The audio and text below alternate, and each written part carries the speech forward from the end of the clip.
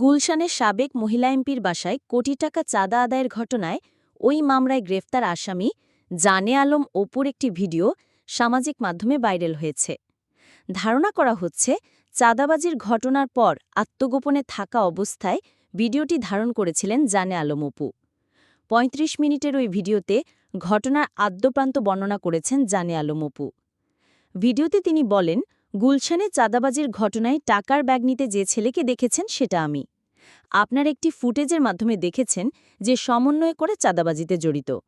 যে সমন্বয় গত বছর ছিল মহানায়ক, তারা হয়ে গেল চাঁদাবাজ। তিনি বলেন, আমার কিছু প্রশ্ন আছে। আপনারা কি জানেন, ওই দিন ভোর ৫টার সময় ওই জোনের ডিসিএসিকে অবগত করে একদম অফিসিয়াল প্রসেসে পুলিশকে সঙ্গে নিয়ে স্বামীর সেই বাসায় আমরা অভিযান চালাই। আপনারা কি জানেন, সেই অভিযানে যাওয়ার আগে গুলশানে কোনো একটি জায়গায় উপদেষ্টা আসিফ মাহমুদের সঙ্গে আমার কথা হয়? মিডিয়ায় সেই বিষয়টি নেই কেন?